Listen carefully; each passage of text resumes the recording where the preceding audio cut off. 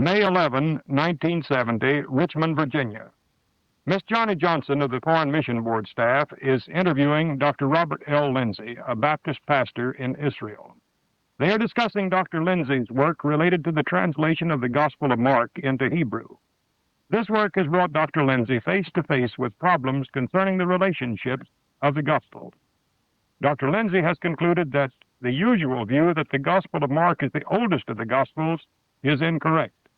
Dr. Lindsey thinks the writer of the Gospel of Mark used the Gospel of Luke as one of his sources. Dr. Lindsey has recently published a book entitled A Hebrew Translation of the Gospel of Mark. The book has an 80-page introduction in English in which Dr. Lindsey discusses the synoptic problem. The book is available from Dugeith Press, Baptist House, Jerusalem, Israel. The price is $2 U.S. Dr. Lindsey, I have before me several rather popular articles which have been published concerning your work on the Gospels. One of these has a headline, Lindsey's Revolutionary Theory on the Gospels. Others have similar titles. Would you care to tell me whether your theory is really revolutionary in your own opinion, and what this means to ordinary people who read the Gospels? Well, I can try, Miss Johnson. To tell the truth, I find it pretty hard to help people to understand the conclusions I've come to if they're not fairly well oriented in modern discussions of the New Testament, and especially some of the current theories, which are pretty distant from the view the ordinary reader of the New Testament is likely to have. Well, maybe we should just say, Dr. Lindsey, that I'm an ordinary reader of the New Testament. I like the Gospels in particular, and have always thought the Gospel of Mark was the earliest of them.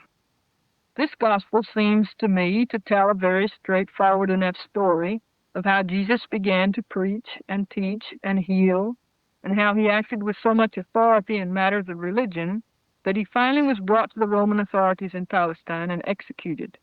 Yes, and the Gospel story ends up with a few verses about Jesus' resurrection from the dead. Does your theory challenge this basic picture? No, not at all. Quite the contrary. What I'm saying is that I find the story in our Gospels a quite authentic, early, very early, Hebrew story of the life and teachings of Jesus. Well, what then is new in your theory? I notice you use the word Hebrew story. I've always heard that Jesus originally taught in Aramaic, but that his story was written down by Greek-speaking people first, in Greek. Is it your views that the Gospels were originally written in Hebrew, or that Jesus taught in Hebrew rather than Aramaic, and then someone finally wrote down the story in Greek after a long time of oral teaching? I see, Miss Johnson. I see that you know more about this subject than you earlier revealed. And this is quite interesting to me, for it shows how many modern theories of gospel origins have come to be accepted by people on the level of ordinary readers of the New Testament. You see, what you've just told me shows that you have heard several things which I think are incorrectly understood even by some scholars. First, although for perhaps 200 years Christians have supposed that Jesus normally spoke Aramaic with his disciples, we now know that Jesus could easily have spoken either Hebrew or Aramaic. The Dead Sea Scrolls, for instance, show us that many Jews still insisted on writing in Hebrew in the days of Jesus. Moreover, there are many proofs that they carried on normal Hebrew conversations in day-to-day contexts.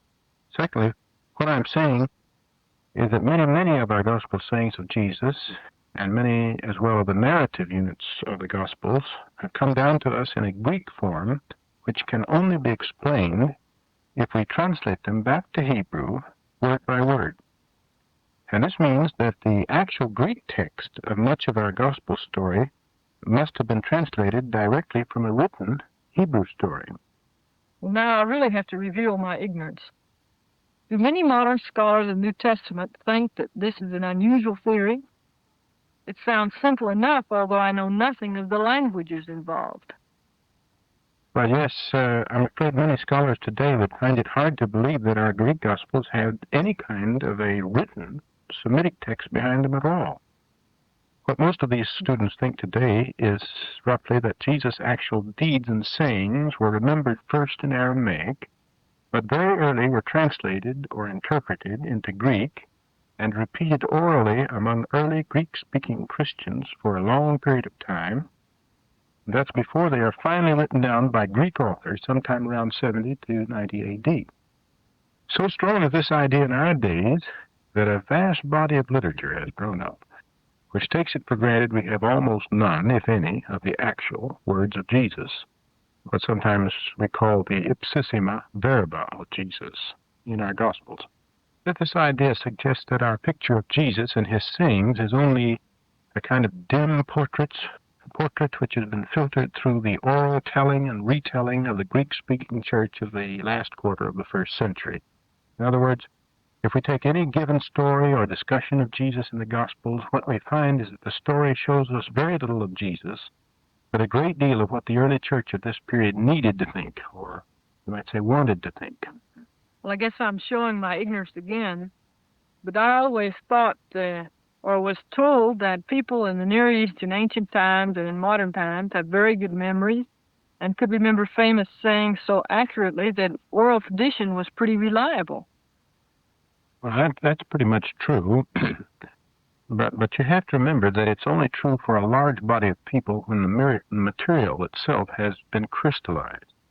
In other words, when a story is told by someone with authority, and many learn this story word by word, or when the story has been written down so many people can refer to the written text until they know it by heart, only then can you talk about what you might call a good oral tradition.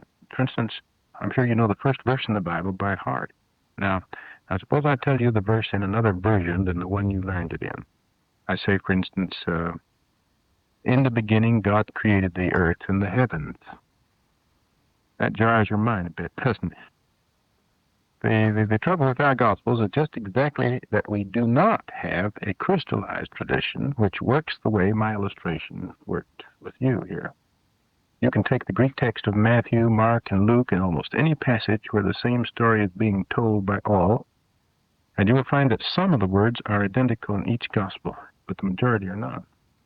In spite of this, the story is clearly the same one, and it appears most of the time in the same place in each of these Gospels. Now you see, if the so-called oral tradition had been defined by the time the Gospels were written, we would have to suppose that the readers of any one of our Gospels would have found these differences much the way you caught my mistaken quotation from the first book of Genesis. Are you denying that there ever was an oral tradition, that people remembered and retold what Jesus said? Well, if you put it that way, of course, I'd have to say I do believe in oral tradition. Naturally, people who heard Jesus say something would tell their friends. But this is not what the scholars usually are talking about when they speak of the term oral tradition. They're saying that all we know of what Jesus actually said has come to us through the long process of telling, retelling, and has all the accretions which each teller would want to add, or as they say, the church would want to add. I confess that I do not believe in the hypothetical church many scholars talk about. We know something about the differences of text in our Gospels, our four Gospels, which have come down to us, but precious little about the church, in which is supposed to have composed the material so these writers would use them. Now, this kind of oral tradition, I think at least, is highly questionable. Because of what you've already told me, do you have any arguments against the theory that oral tradition is mainly responsible for our gospel material? Oh, yes. And it was the discovery of these elements which made me give up all the usual views of the importance of oral tradition as an explanation of our gospel materials. I might say that I started out with the general conclusion that I'd always heard that our gospel materials had, for example, a passion narrative, story of Jesus' arrest and death, and so on, and resurrection. That this was a kind of a story that circulated independently, and I suppose that this was correct because I really never studied it, never worked on it particularly. But I came to a very different conclusion. And perhaps the most important thing I early saw in my work was that what I call the amazing Hebrew sophistication of our Greek gospel texts. Well, let me back up a bit right there, Dr. Lindsey. You've not said anything about the way you approach the Gospels and get your results. How that is, on what kind of investigative ground you're able to talk about a Greek text, which is what I suppose you're using as the ground of your work. About, is this Greek text a Hebraic text? Well, you see, the way I originally approached the Gospels was with the purpose of translating the Greek text to modern Hebrew. We have in Israel a good many Christians whose main language is Hebrew, and I was trying to improve the present translation these people use today. So I began with the Gospel of Mark, because of course I suppose with everyone else nearly that this was the first of the Gospels. You know the theory, I'm sure. Scholars concluded about 80 years ago that Matthew and Luke have not used the Gospel writings of each other, but have used Mark and a hypothetical document called Q in composing their Gospels. This means that Mark was supposed to be the earliest Gospel, and usually most Bible translators start their Gospels translating from this book, that is, from the book of Mark. But if I understand it, you no longer believe that Mark was the first Gospel. That's right. I had no reason at the time, however, when I first started to work on this, to think that modern scholarship was wrong on the priority of Mark. Later, I changed my mind. I see. Please go on. Well, in working on the translation of Mark, I kept seeing a very strange thing. I would translate the Greek words of a sentence to Hebrew, and often come out with a Hebrew sentence that sounded like real Hebrew. That is, the words had Hebrew word order. Is a Greek word order so different from Hebrew word order? Yes, it is. Except in documents that we know existed first in Hebrew, or that we suspect existed first in Hebrew, and then later were translated to Greek. Wouldn't it be possible for someone to write Greek the same way, with the same word order he would use in Hebrew, if he knew Hebrew? Yes, of course, and that's often the explanation scholars give of the Hebraic order of the Gospels, or sound of the Gospels. They often think, too, that the Greek authors tried to make their Greek sound like the Greek translation of the Old Testament, which had been made about 200 years before Christ, and, of course, which was the translation of Hebrew into Greek. Well, isn't that a good explanation, or aren't all of these good explanations? Yes and no. It sort of depends, I think, on the degree of sophistication. I mean, you see that if a writer is good enough to compose a book in Greek, you don't expect him to be necessarily bound to write a Hebraic-Greek, even if he speaks Hebrew in his mother tongue. That is, if he knows Greek, well, and well enough to compose and begin and write a book, and even if his mother tongue is Hebrew, you don't expect him quite to write Greek like he would Hebrew. The Apostle Paul clearly knew Aramaic, Hebrew, Greek, but you cannot translate his Greek to Hebrew word by word and get good Hebrew. I know that very well after trying to translate some of Paul to Hebrew. But even more important is what I'm calling the highly sophisticated Hebraic Greek of our Gospels. I use the word sophisticated advisedly. That is, what I'm saying is that even if a writer does deliberately try to write Greek as if it were a translation Greek taken from Hebrew, and we have some examples of this in the New Testament, the test of whether the Greek he has written is a translation from Hebrew or from some imitative effort he has made is with what degree of sense you can make of your real translation to Hebrew. I call this the test of Hebrew sophistication, or sophisticated Hebraic-Greek text. Maybe you could illustrate this. Perhaps you remember the story in the Gospels of the paralyzed man who was let down from the roof. Yeah. Well, you remember that the Gospels say that Jesus saw their faith. That is, the faith of the men who had troubled themselves so much as to dig a hole in the roof and let the man down in front of Jesus for healing. Then Jesus said to the man, "Your sins are forgiven you." Now, as far as I know, it is not common to say in Greek that you see an invisible thing, like faith. In English, we use the word in much the same way as we do in Hebrew. We say, "I see," when someone asks us if we understand something. We may mean we understand, by that usually we do. Or we also say, "I saw his concern," for example. And we mean we perceived his concern. We recognized his concern. We took notice of it. This meaning is readily understood in Hebrew, but probably not in Greek. So it looks as if Hebrew usage stands behind the simple phrase, "He saw their faith." he saw their faith.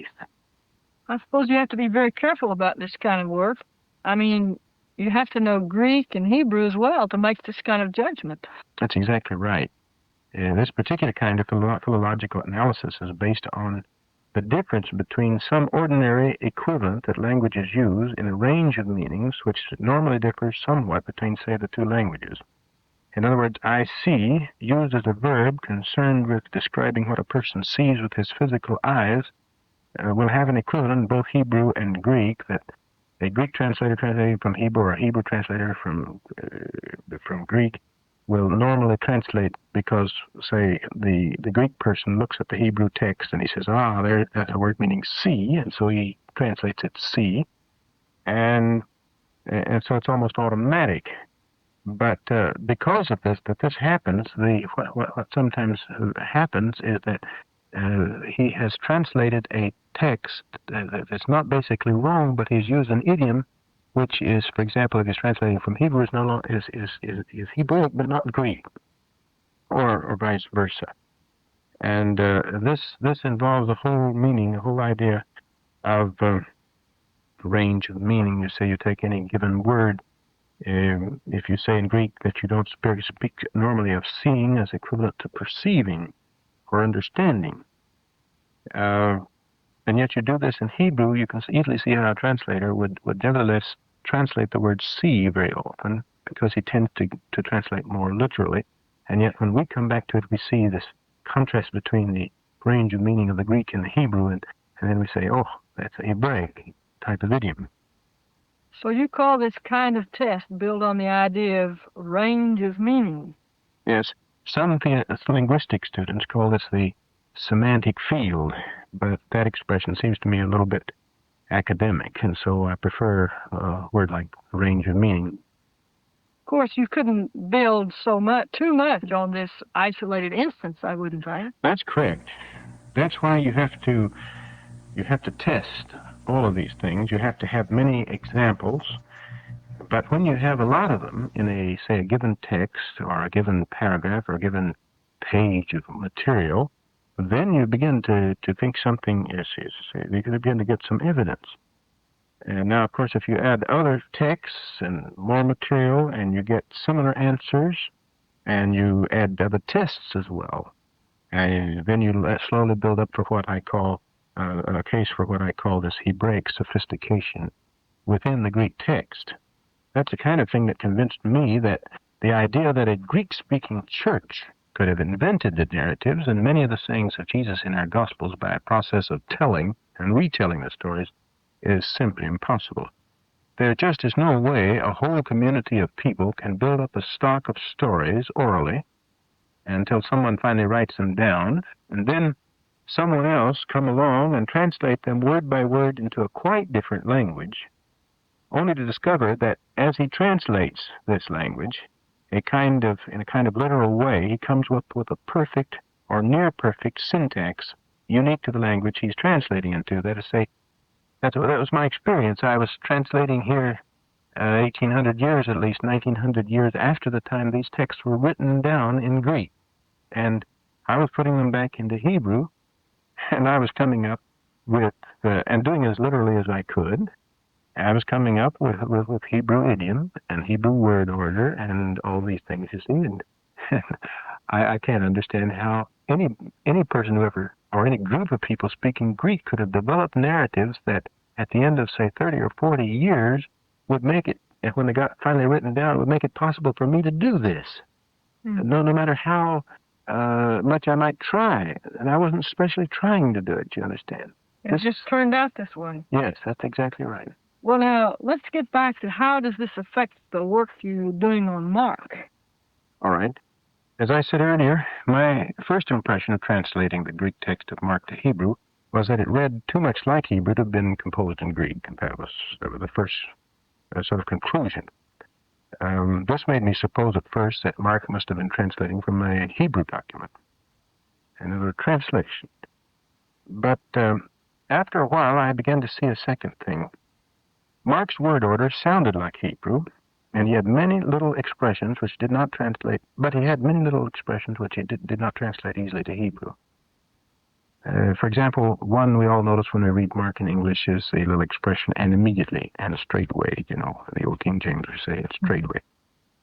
Well, this is so many times, over 40 times in the Gospel of Mark, that anybody who reads Mark in a translation with a literal translation and finds this is annoyed by it. It bothers anybody. Well, now my problem was that I did not know how to find the true equivalent of an expression like this, and immediately, in Hebrew. Hebrew is very deficient in adverbs and adjectives. And there is a modern one that I could have used, but here I was conscious of an ancient text, and I was looking, as far as possible, to get an ancient Hebrew idiom that would fit. So, I mean, this thing, I was translating along in Hebrew word by word, and seeing this rather nice Hebrew coming up, and suddenly, every line nearly, I would hit some expression like "and immediately" or something else, which I could not make into good Hebrew. It was like a kind of patch on a garment, a bump in the road. Well, this is very fascinating. I do a lot of editing of manuscripts, and I see the results of other editors after they get through with somebody else's manuscript. And I must say that I can often tell which editor has been working on a manuscript by the kind of changes he makes. I guess you're saying that Mark is a writer who's constantly revised somebody else's manuscript by putting in his own editorial revisions. That's right. I must say, Miss Johnson, you really understand this better than a lot of the biblical scholars I've tried to talk to about. In fact, what you've just said reminds me of some of the newsmen that I've talked to. They seem to have no problem understanding what a rewrite man will do.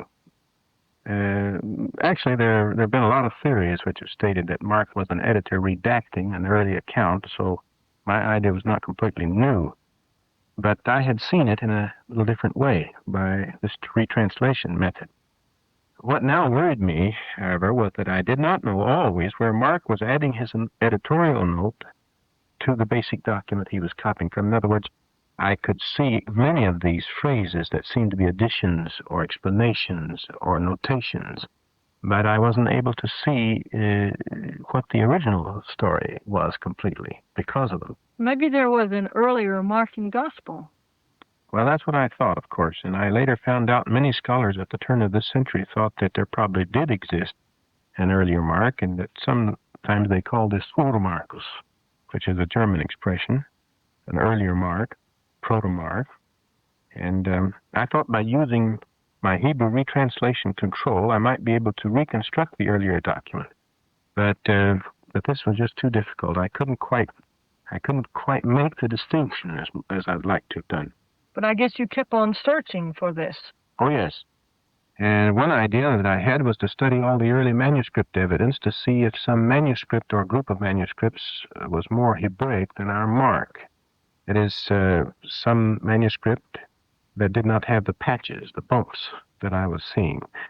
And I spent quite a long time working from this point of view. But in the end, it proved a blind alley.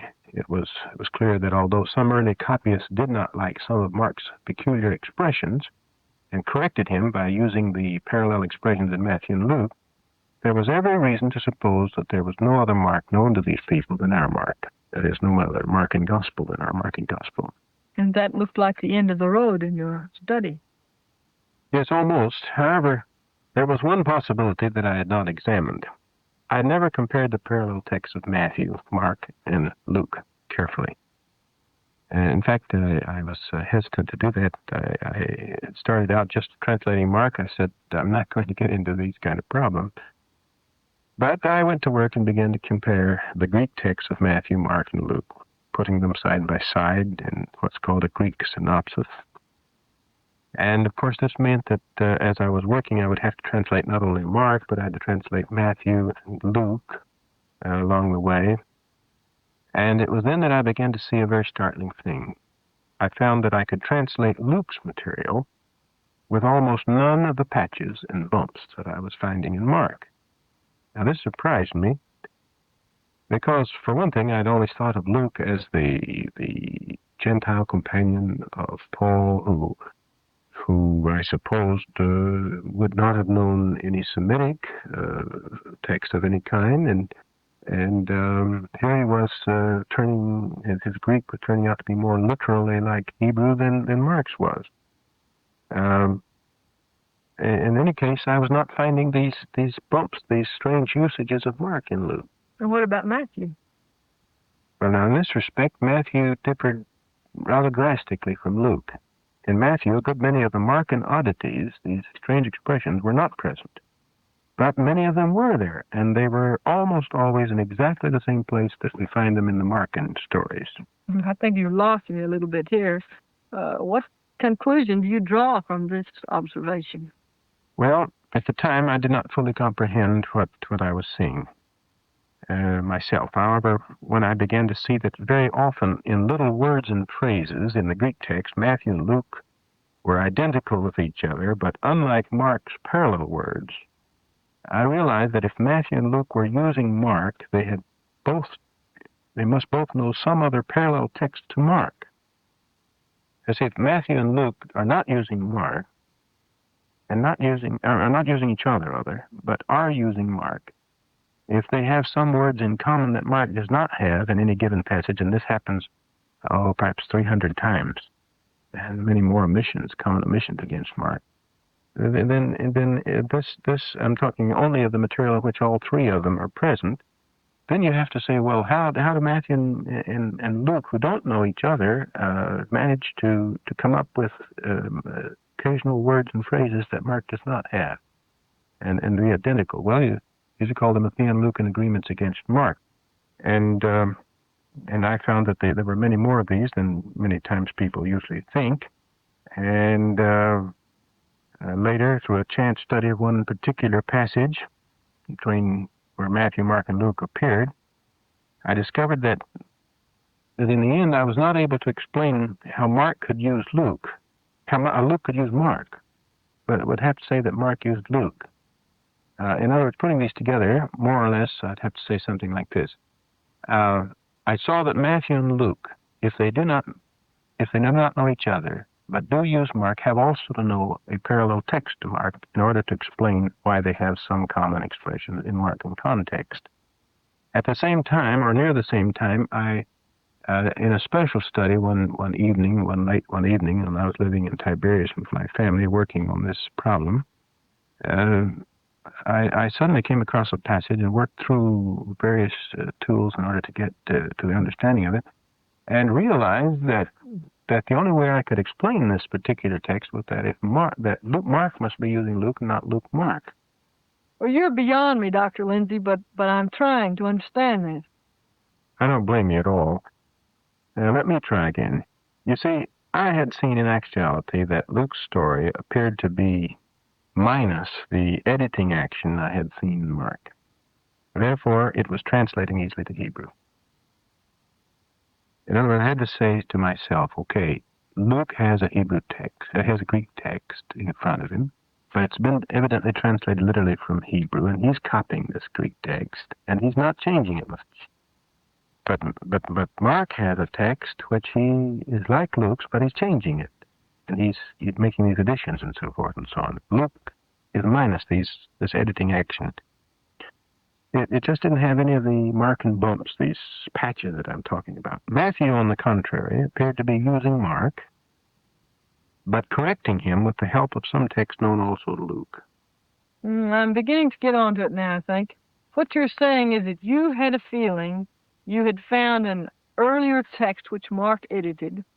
You found this in Luke, is that right? That's right. Exactly. And what about Matthew? To answer that, I have to tell you that some of the usual reasons Mark and priorists give for believing Matthew used Mark looked very good to me, and I won't go into detail here on these. But in addition to this, I found a second thing about Matthew I had not yet seen. I found that wherever Matthew was parallel to Mark, and therefore presumably using Mark's text, even if he's correcting it with the help of some other text, I often had my bumps, my patches, and other problems, which gave me kind of a headache in Hebrew translation. But where Matthew had material unknown to us in Mark, like say, the Sermon on the Mount material, Sermon on the Mount. I could translate this material and get lovely, literal Hebrew sayings. In other words, from my point of view as a Hebrew translator, it looked as if Matthew had preserved some fine old Hebraic-Greek text, just as Luke had been doing, although I find it all the way through Luke and only in these special sections of Matthew. Matthew was doing it in all these places where he had been uninfluenced by Mark. Therefore, it looked clear to me that Mark was causing the trouble I was having in Matthew. So you're saying that Matthew depends on Mark? Yes, but of course only in those places where he's actually using Mark in his parallels. Well, then once again, what about the Mark-Luke relationship? Very simply this. Mark has used Luke and or a text like Luke. This Lucan text is highly Hebraic and is known independently by Matthew. Mark edits this text in his own way, adding the special words and expressions he likes as he rewrites.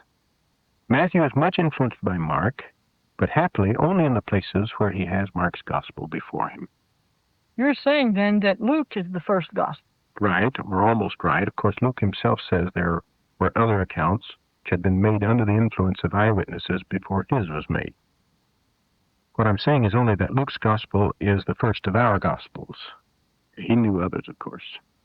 And Mark follows Luke, using his text and some other as well, only in turn to be followed by Matthew, who knows Mark and uses him, plus at least one other story that Luke knows. Yes, that's right. One thing interests me in this whole picture, as an editor myself, you see. Why do you think Mark edited as he did, especially when his editions are sometimes so odd that even early Greek Christians of the 2nd century didn't like to read his gospel? I'm very glad that you asked me that question. It's of the very greatest importance, I think, and I think I can only finally answer it now.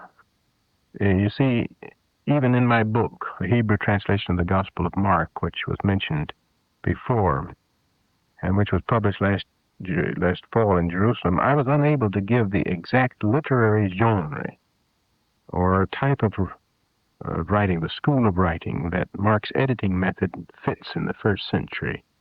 Oh, that's very fascinating. I'm all ears. I have to say, first of all, that what we have dealt with in this interview cannot possibly detail in all the story and headaches I had for nearly 10 years in working on this problem, as you understand. And really, I have to refer you or anyone else interested in further detail to my article in Novum Testamentum in 1963 and to my introduction in the book that was published last fall. However, for just now, let me point out two things.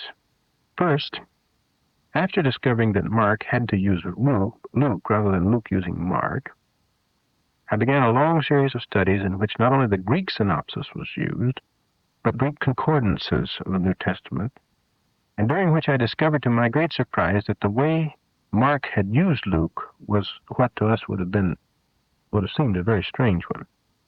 What this interesting man did was to look at a given story in Luke, read it over, and notice certain kinds of words in this particular narrative or text which reminded him of some other story, often in some other gospel than Luke, although sometimes in a different portion of Luke even, some other book. And then he'd go over and read this text, and he'd come back and rewrite his gospel text with the help of this other text. It's sort of an associative way of thinking about things. For instance, when he read over the story of Jesus' baptism, he noticed such expressions as the heavens were opened, and the Spirit descended upon him, and a voice came out of heaven, these three things. This reminded him of the story of Peter's vision in the 10th chapter of Acts, because there you have something of the same kind of expressions. In Greek, they're almost identical. Peter sees the heavens open, you remembered, and a sheet descending out of heaven, and a voice speaks twice to Peter. And so now, and this is really quite unbelievable. Mark turns to Acts because he sees these words that are the same, that he reminds him of this other passage. And I guess he must have had a scroll of Acts along with other scrolls or books that we can identify. He didn't have a New Testament like we have, of course. And then he reads the story of Peter's vision, and carefully in Greek, and he goes back to the story of Jesus' baptism, which he's rewriting, and lo and behold, he weaves into his new account words and expressions taken directly out of the passage in Acts. Of course, it remains a story of Jesus' baptism, but there are many little phrases in the story of Jesus' baptism that Luke does not have and that Matthew does not have, but they do appear over in the book of Acts. It is hard to believe. It seems like an exhausting method, especially if you used it very often. Well, I could not believe this was a method a man would use in any constant manner either. In fact, I so disbelieved that this would be possible that it took me a long, long time to really force myself to study through the material along with this idea in mind. Suffice it to say that I have found over 150 words or expressions which Mark borrows from Acts alone. I haven't got to the point where I know all of the, all of, that I can, detail all the points at which he jumped from the story and went over and read a certain passage. But I can tell you over 150 words and expressions that he remembers from Acts and puts into his reconstructed story. And moreover, Mark uses the Pauline epistles of 1st and 2nd Thessalonians, 1st and 2nd Corinthians, 1st and 2nd Corinthians, Romans, and he even uses the epistle of James this way, although these books are not used quite as often as the book of Acts for some reason, or Luke in this fashion. Does this mean that Mark may have had some basic theological idea he wanted to talk about, maybe? Many people these days are telling us the gospel writers, each one of them had a particular theology. I don't think that this is true. And in any case, I don't find this true of Mark. And what I find in Mark is that he is interested in rewriting for what you might call more dramatic effects, more novelty, more color. As far as I can see, with possibly one or two exceptions, there's no thoughtful theme or tendency which can be a point of important theological difference with the mainstream of gospel tradition at all. In other words, all this tendency of modern period, in which people talk a great deal about the redactic work of the various gospel writers, which has come on top of what many New Testament scholars have thought to be the essential oral tradition hypothesis and use of form criticism to work it out and so forth. So I think that this redactic emphasis today is probably correct in the sense that you have three writers, Matthew, Mark, and Luke, each writing, each rewriting, if you wish, each using other sources. But the interesting thing is that in spite of the fact that Mark is the one that does the most radical changing, as far as I can see, there's nothing really theological about his changing at all. It's this search for more dramatism, search for more what he feels is an articulate way or more associative texts that he likes to put together in rewriting this. Do you think that that he is, today we have to talk about a man is trying to be relevant, good news for modern man. He's trying to put it in the words that the people he really has to talk to understand. Is this what Mark was trying to do? Well, yes, there are some illustrations of that. For example, only in the Gospel of Mark, that is, if we compare Mark and Luke, only in the Gospel of Mark do you find the expression, the gospel. The gospel of Jesus Christ, he starts out in his first book, in his first sentence. The gospel, the expression the gospel, is almost certainly a Pauline word that he coined from a Greek word that is translated a Hebrew verb. But to evangelion is the word. But as far as I can see from Mark's method, although he uses this expression, he borrows it directly from Paul, not from Luke's gospel. It's not in the gospel. And it's in the book of Acts, only two places, and that's where Paul is making a speech. I can't I've never been able to see yet so far that he has any special theological meaning in it, or if it's relevance that he's seeking, it's strange to me because he does this with not only words like the gospel, but all kinds of funny little words. The word "and immediately" is a borrowed word, and his stereotyping of it, he may think that it is relevant. Perhaps he does, but it's a strange way for a man to seek his relevancy. It's very strange indeed. Well, excuse me, I was just interested in that, and I want to come back now. I take it that you haven't really told me the secret new thing you discovered since the publication of your book. Well, actually, your other question just now has helped to focus what I'd like to say about that. It is true that when I wrote my book, I had not yet pinned down as much as I would have liked to the literary genre. In other words, what kind of writers were writing in the first century using this associative method, this replacement method in which you rewrite by seeking out a text that it looks like that has a linguistic equivalence, but which isn't necessarily theologically equivalent. And what happened to me in the last fall, just after the publication of my book, was that I had, for the first time, a suggestion from a student, a friend of mine, whom I had been working with for some time on and explaining what I was finding in Mark, who came to me and he said, "Look, I've just been taking a course in the Hebrew University, and I've been digging into the Aramaic Targums."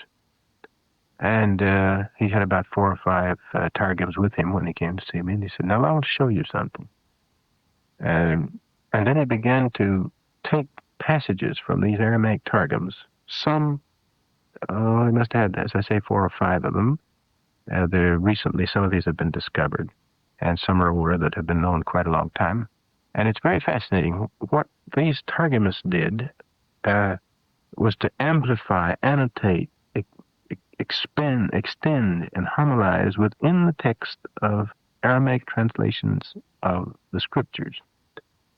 In other words, it looks as if the Jews as a whole were very, very particular about the Hebrew text of the Old Testament, but they were not particular about the translations of the Hebrew text. And popular, you might call them dramatists, editorial dramatists, came along and they would fill in all kinds of passages that seemed to have problems or seemed to present problems to the average person reading them. And this became a kind of a school.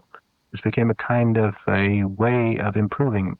I don't know, it may be that you could compare it to the modern way in which we let's say somebody sits down and says, "Well, I'm going to write a book about the Bible for boys and girls." And you rewrite it, or you write it for teenagers or something like that, and you make it more interesting by the kind of things you say. For example, in the 4th chapter of Genesis, in the 8th verse, I believe it is, we have in our Bible, in the Hebrew Bible and our English translation and others, a simple statement that Cain takes Abel out and killed him. And it doesn't say exactly why, except that there is a suggested explanation in an earlier verse where Cain's offering is not accepted by the Lord, and Abel's offering is accepted, but there's no further explanation. Now, in the Aramaic Targums, a very interesting thing happens. At this point, the Aramaic Targumist evidently asks himself, well, now, why did Cain actually kill Abel? Surely he couldn't have killed him because what God did. You can't blame Abel for what happened there. And so he begins to expand this verse. First he says that Cain takes Abel out, and he says, now why did God accept what you did rather than your sacrifice rather than mine? Abel gives him an answer. I've forgotten what the answer is on this one right now. But then Cain is angered by what, in a sense, God has done, and he says very strongly, there's no recompense in the day of judgment. There is no recompense for good. There's no recompense for evil. And he makes quite a little speech. And then Abel immediately rejoins this by saying, yes, there is recompense for evil in the day of judgment. Yes, there is recompense for good and for bad and so forth and so on. Well, this makes Cain all the more angry, and he finally rises up and kills him. But then the Targumist evidently answers, or at least some of them ask this question, well, how did Cain kill him? Doesn't say in the Bible how he killed him, just say he killed him. Okay. Then one of the Targumists does this. He goes over to the story of Goliath and David, where it says that Goliath hit him with a rock. And there are 3 words in the Hebrew text that says, and he hit his rock into his brow, or something like that. I can't translate it very well.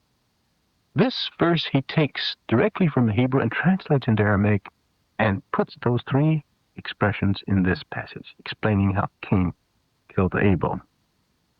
And then there are many other illustrations. Now, this student, his name, I must say, because it's been a valuable suggestion to me, is David Bivin. And he's been about 6 years studying in the Hebrew University.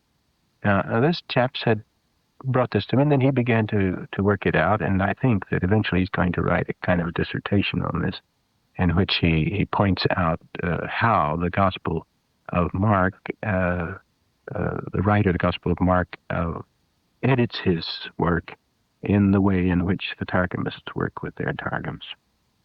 That's very interesting, and I'm sorry we're going to have to close this interview now, Dr. Lindsey, but let me ask you if you have any further plans to publicize the conclusions you have reached. Well, perhaps not exactly publicizing, but I do hope to write a long work one of these days on Mark, and to try to give in very much more detail the way in which Mark worked, and brought about the problem which we often call the synoptic problem. Well, thank you very much. Thank you.